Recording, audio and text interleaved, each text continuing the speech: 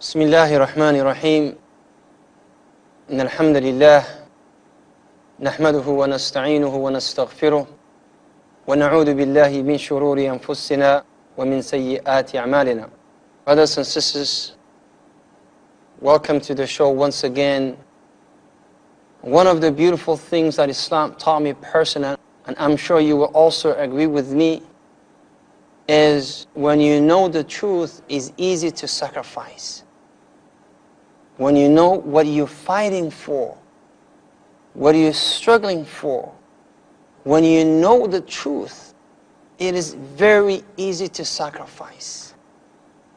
And subhanallah, when the wife of Al-Aziz came to Yusuf alayhi salatu wassalam, and you can imagine Yusuf, young man, slave, servant, in a land that he has no significance, no status, in the house of his master, and with a beautiful woman.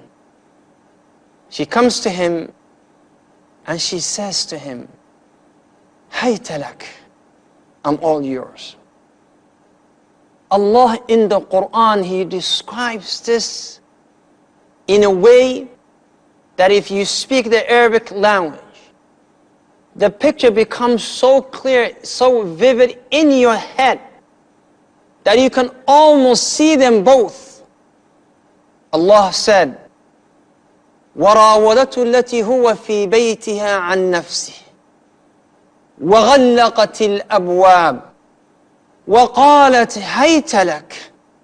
Subhanahu wa ta'ala said, and the woman that he was in her house, she approached him and she seduced him.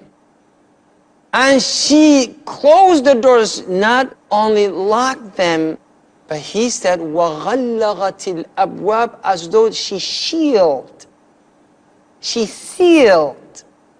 all the doors. And then she said, Hayta lak, I'm all yours. Now Yusuf alayhi salatu wassalam, he understood that if he disobeys this woman of authority, a woman of power, his master, the consequences won't be something easy. But he also knew the truth, that by disobeying Allah is not something that we can play with. And then he refused to entertain her request. And Yusuf alayhi salatu wasalam, he knew this woman is alone in the room. قال معاذ الله إنه ربي أحسن مثواي. He says, Subhanallah, how can I betray? And this is in true interpretation. Subhanallah, my Lord, He is the best. He's being kind to me. And another interpretation, he said, my master, your husband, was kind to me. How can I betray him? إِنَّهُ رَبِّي أَحْسَنَ مَثْوَايَ. Now, subhanallah, at that moment, when a mu'min in that situation, look how Allah will reward him. The Messenger of Allah said, one out of the 7 category of people who would be under the shade on the day of Yawm al-Qiyamah, when there is no shade but the shade of Allah, is a man who was approached by a beautiful, powerful woman, and he said, Inni akhafullah, I fear Allah subhanahu wa ta'ala. Now, knowing the truth would sustain something that was not achievable, and that is the iman in the heart. And by knowing that you're going to meet Allah and you're going to be held accountable, then to sacrifice yourself, your life, it would be nothing. To sacrifice your life for the sake of your deen, for the sake of Allah, then it will not be much. I'll tell you a beautiful story. Such an amazing story. It happened at the time of Nabi sallallahu alayhi wasallam, when a man who's short, not the best looking Sahabi, not the best among the Sahaba in terms of looks. He comes to Rasulullah sallallahu alayhi wasallam, and from his tone, you can see he's hurt. And he says, Ya Rasulullah, أوليس من آمن بك يدخل الجنة ويزوج من حور العين. He said, O Messenger of Allah, isn't it that when a man believes in you and the message that you brought to us, he will be from the people of Jannah, and he will marry from the women of Jannah? As though he's saying, my shape, the way I look does not matter. What matters is what I have in my heart. Because you're the one who told us, O the Messenger of Allah, إِنَّ اللَّهَ لَا يَنْظُرُ إِلَى صُوَرِكُمْ وَأَشْكَالِكُمْ. Allah doesn't look at your shapes. Allah doesn't look at the way you look and your shapes. But He looks into your deeds, into your heart, into your a'mal. And Allah said in the Quran, إِنَّ أَكْرَمَكُمْ عِنْدَ اللَّهِ أَتْقَاكُمْ. The best of you are those of you who have the most righteousness. Ya Rasulullah, isn't this the case? And the Messenger of Allah says, absolutely. Absolutely. Then he said, then ma balu ashabik? Then what is wrong with your companions who are sitting right here, some of them? Ma balum la yuzawwijunani? Why would they not allow me? Why wouldn't they allow me to marry their daughters? I'm a single man. I want to get married and everybody's rejecting me because the way I look, Ya Rasulullah. And this is Julaibib. And the Messenger of Allah, do you see, they do that? And he said, اذهب أتعرف بني فلان? Do you know so and so? And he said, yes. He said, go to them and tell them to marry you their daughter. So Julaibib, all excited. Finally he's going to get married, all happy. He went to the family and he knocked on the door. He knocked on the door. قالوا من? They said, who is it? قال Julaibib. And they said, welcome Julaibib. And they opened the door. Husband and wife. And he said, Messenger of Allah is proposing to your daughter. And before he finished, they said, Allahu Akbar. This is a great news. وَمَنْ لَنَا بِرَسُولِ اللَّهِ صَلَّى اللَّهُ عَلَيْهِ وَسَلَّمَ. Who else could we ask for? Who's better than the Messenger of Allah? He's coming to marry our daughter. Allahu Akbar. This is a beautiful news. And he said, وَلَكِنَّهُ, but he's asking her for me, not for himself. And they were shocked. And they said, لَك, for you? And he said, yes. And you can see a disappointment on their faces. And they said, give us a second.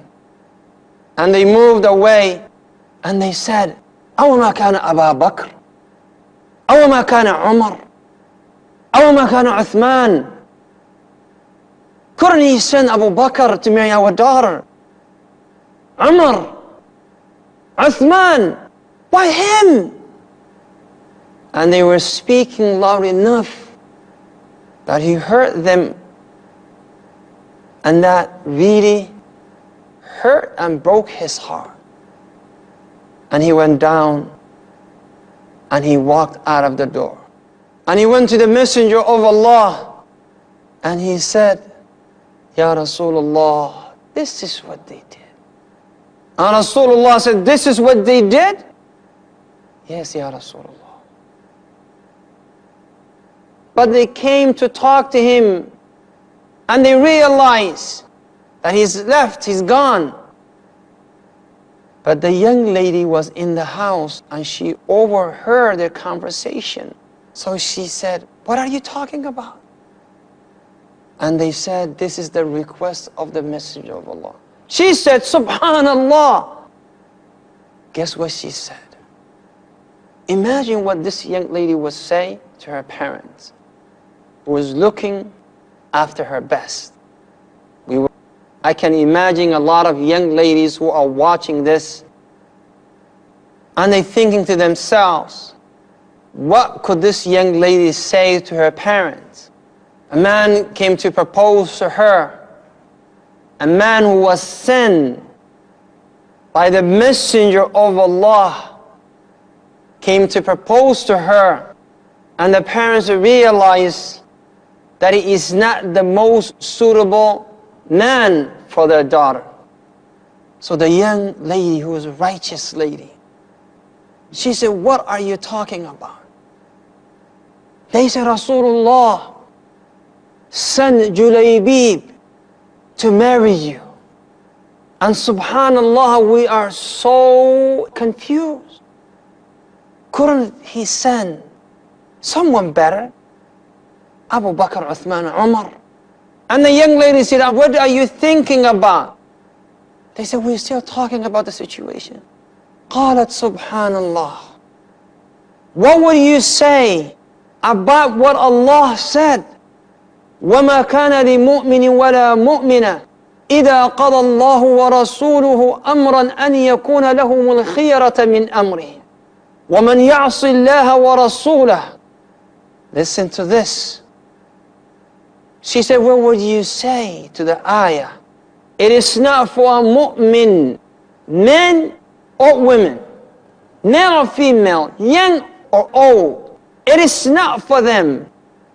If Allah and His Messenger decide in a matter, for them to have an opinion in that.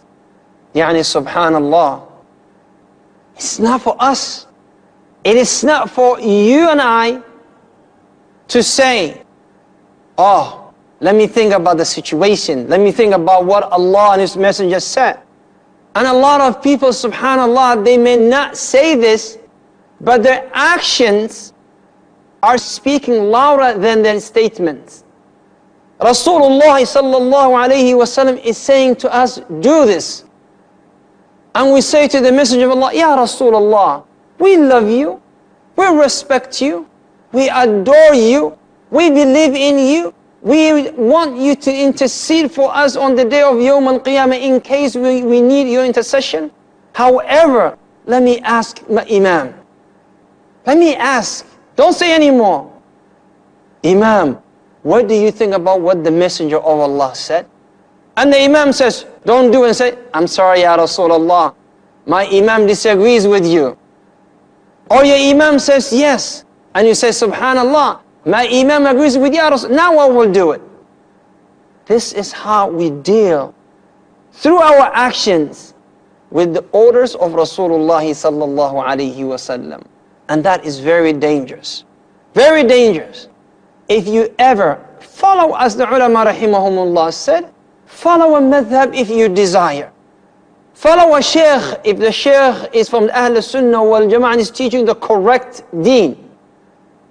But whatever you learned from the madhab or from the sheikh, if they are contradicting statement of Rasulullah, then you should not listen to them. Because Imam Abi Hanifa said, if my statement contradicts the statement of Rasulullah, threw my statement over the fence, over the wall. Imam Malik said, each one of us, their statement can be accepted or rejected except the statement of the man of that grave, the owner of that grave, and he pointed to the grave of the Messenger of Allah. Imam Shafi'i said, in صح الحديث فهو مذهبي. If the hadith is authentic, that is what I follow. Imam Ahmad said, do not imitate Abu Hanifa. Do not imitate Imam Malik. Do not imitate Imam Shafi'i.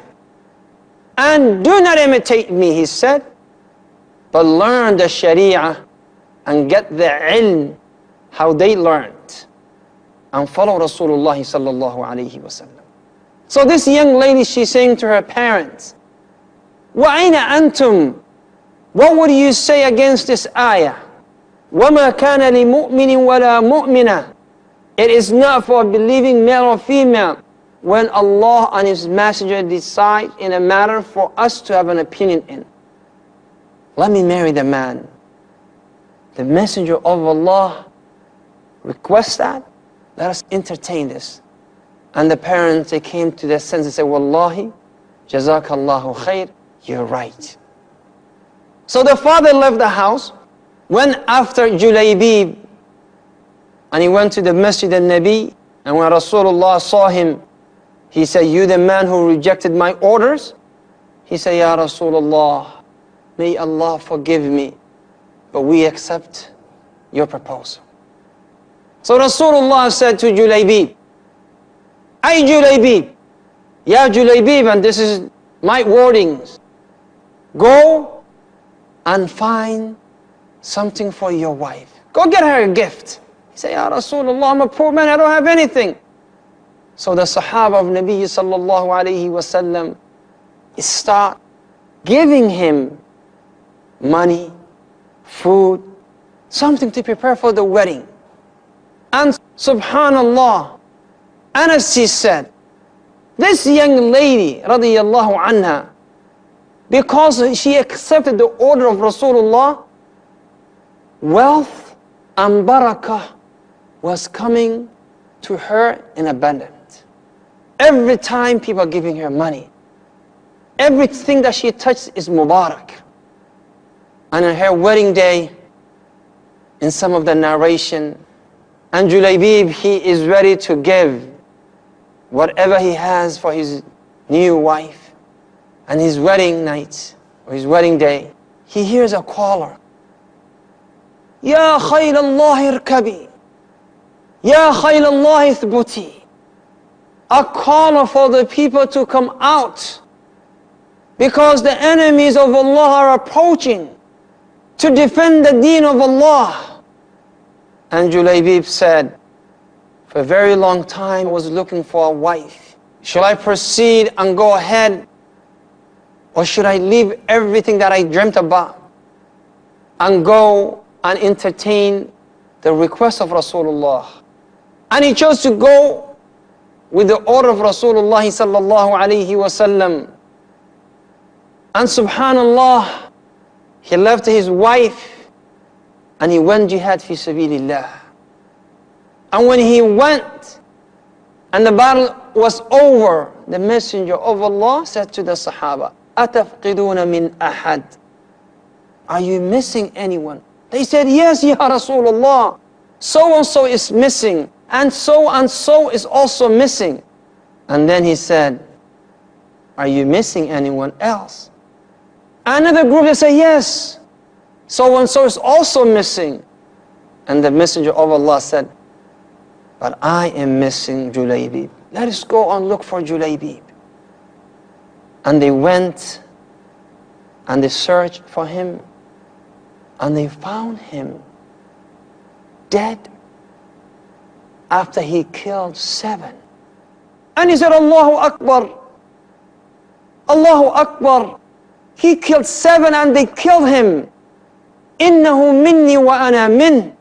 He is of me and I am of him. He is of me and I am of him. He is of me and I am of him. And he picked the body of Julaibib, and he removed the dirt and the dust from the face of Julaibib, and he hugged him, and he squeezed him like a father may hug and squeeze his own son, his own child. And he says, subhanallah, now, Ya Julaibib, you can marry from the women of Jannah. You can marry from the Hur al-Ain, Ya Julaibib. Subhanallah.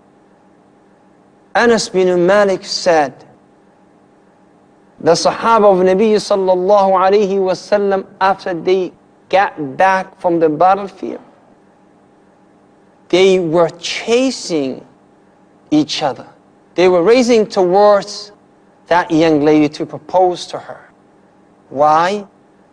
Of her barakah. Because she accepted what Allah and His Messenger said. And she realized, this is what Allah wants from us. Allah blessed her, and everybody was able to see the blessings. So, ya ikhwati fillah, if you sacrifice and you know what it means, if you're going through hardship and you know if you sacrifice this, you will receive better than this what Allah will give you.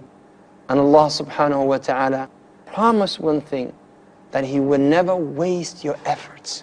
وَمَا كَانَ اللَّهُ لِيُضِيعَ إِيمَانَ. Allah will never waste anything that you do for Him. Nothing that you do will be wasted. So brothers and sisters in Islam, live Islam like that. Be part of that. Live your legacy. Live with those people who passed before us. And remember what Imam Malik said, this ummah's honor will never be restored until we go back and do what the early generation did. So I'm calling you to do what they did, and I'm calling myself first.